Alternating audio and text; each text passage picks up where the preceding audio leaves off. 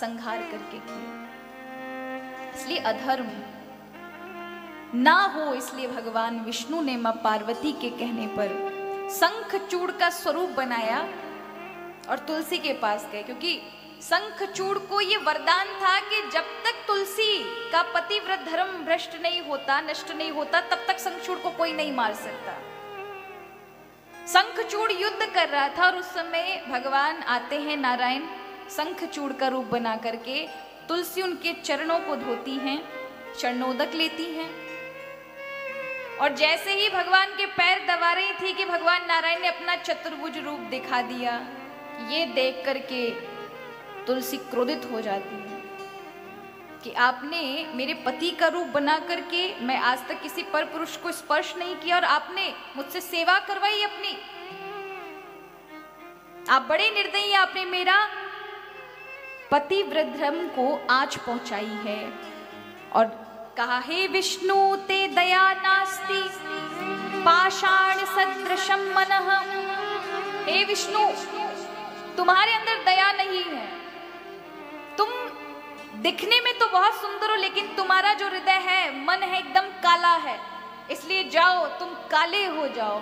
तुम्हारा मन पत्थर है, इसलिए तुम पत्थर रूप हो जाओ, तुम्हारी पत्थर रूप में ही पूजा हो। तुम्हारा कोई आकार नहीं होगा जिस आकार में तुम विराजमान रहते हो। तुमने मेरे साथ छल किया है। भगवान विष्णु ने कहा, जो तुम्हारे पति ने मां पार्वती के साथ किया वो। तुलसी कहती है, मैं उसके बारे में नहीं जानती, लेकिन आपने मेरे साथ गलत किया है। यहां अपनी योगाग्नि से वह जलकर भस्म हो जाती है। वहीं से गंडकी नाम की नदी की उत्पत्ति होती है, जो नेपाल में बहती है।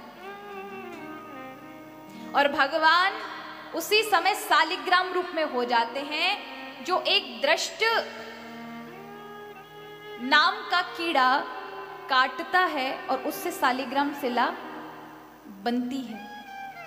उस शिला के बनने से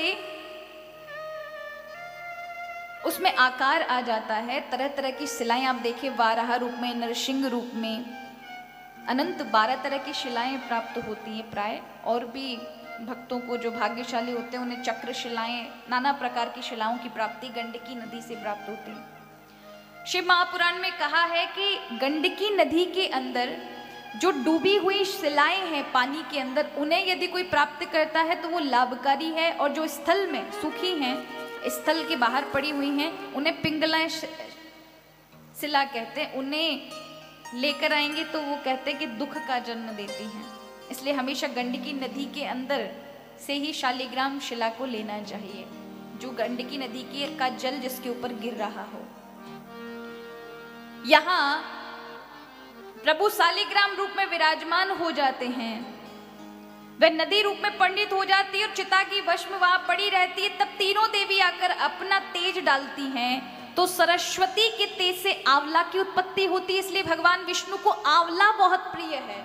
जो आंवले का रस डालकर के स्नान करता है वो विष्णु का प्रिय बन जाता है। जो आंवले का सेवन करता है उसके पुण्य कभी समाप्त नहीं होते, उसके पाप नष्ट हो जाते हैं। और मां पार्वती के तेज से तुलसी का जन्म हुआ, लक्ष्मी के तेज से मालती का जन्म हुआ।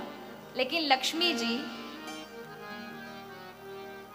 जब देखा कि तुलसी को अत्यधिक प्रेम कर रहे हैं प्रभु, तो लक्ष्मी जी क्रोधित हो गई। तो भगवान ने उनका तिरस्कार कर दिया, आज से आप मुझ पर नहीं चढ़ाई जाएंगे। तो इसलिए मालती भगवान।